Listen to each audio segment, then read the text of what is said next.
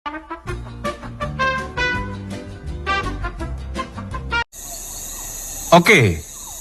daon nih.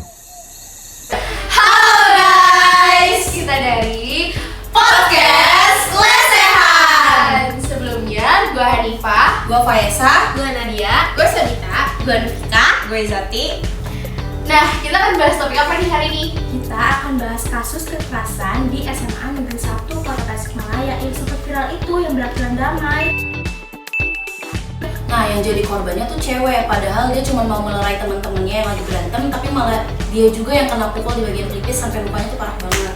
Sedih banget ya dengan ceritanya. Padahal awalnya tuh gara-gara masalah sepele, tapi gara-gara lemparan-lemparan kerikil jadi ribut dan menimbulkan korban.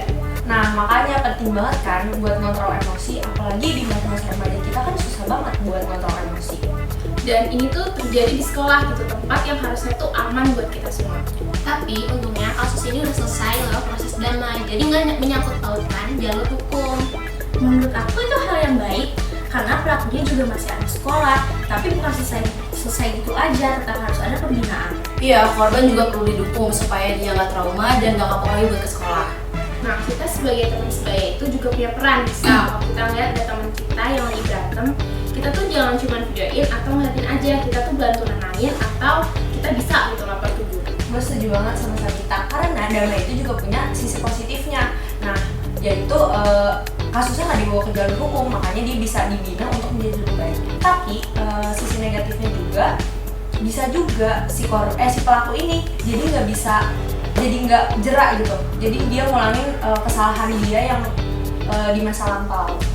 Nah, untuk menghindari dampak buruknya itu, dampak negatifnya itu, makanya kita harus ada pengawasan yang ketat dari guru dan sekolah agar kita semua juga jadi bisa belajar dari pengalaman ini dan pengalaman kayak kejadian-kejadian kayak gitu nggak terjadi lagi. Dan untuk kita semua, kita harus ngerti bahwa berbeda pendapat itu wajar banget. Sekolah tuh tempat belajar, bukan tempat berantem, kita harus saling jaga. Setuju. Jadi kalau misalkan kita lagi ada masalah, lebih baik kita omongin sampai selesai. Jangan sampai kita main fisik. Oke guys, gitu aja obrolan kita kali ini. Jadi intinya damai itu keren dan kekerasan itu nggak menyelesaikan apa-apa guys.